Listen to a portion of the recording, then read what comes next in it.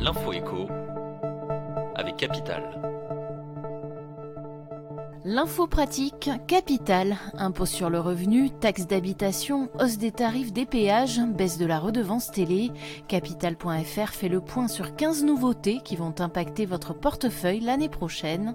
Bonne nouvelle pour commencer, au 1er janvier, 17 millions de foyers fiscaux vont constater une diminution dans le montant de leur impôt sur le revenu. À la clé, entre 250 et 350 euros de gagnés. Par contre, attendez-vous à une mauvaise nouvelle si vous possédez un contrat d'assurance vie souscrit avant le 1er janvier 1983.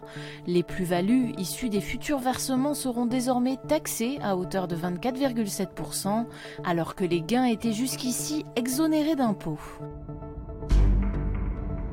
Le chiffre du jour, 135 euros. Acheter des cigarettes à la sauvette pourrait désormais vous coûter très cher. Afin de mieux lutter contre ce trafic, un décret publié le 20 décembre prévoit en effet une amende de 135 euros contre cette pratique. Il faut responsabiliser les acheteurs qui pourront être verbalisés sur le fait, selon Alexandra Louis, l'une des députées LREM à l'initiative de cette mesure.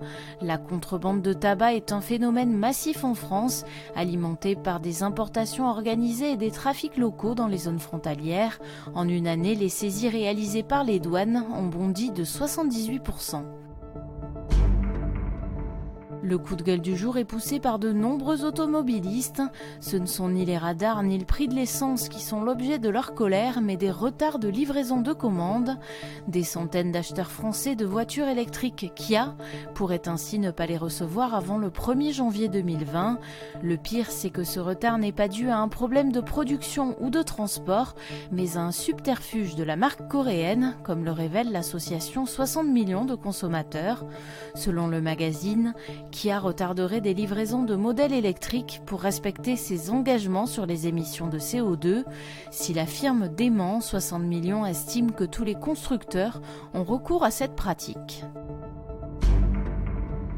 On termine avec le calendrier du facteur. Chaque année, les employés de la Poste font la tournée des maisons pour vendre leur traditionnel calendrier pour la tournée des étrennes. Entre 8 et 10 millions d'exemplaires sont distribués dans l'Hexagone, à raison de 8 à 10 euros par calendrier. Un gros gâteau estimé à 100 millions d'euros que se partagent 4 éditeurs français. Les 4 sociétés se livrent une véritable guerre autour de ce marché juteux. Il s'agit chaque année de négocier la possibilité d'apposer son logo pour prouver qu'il s'agit bien du calendrier officiel du facteur. C'était l'info écho avec Capital.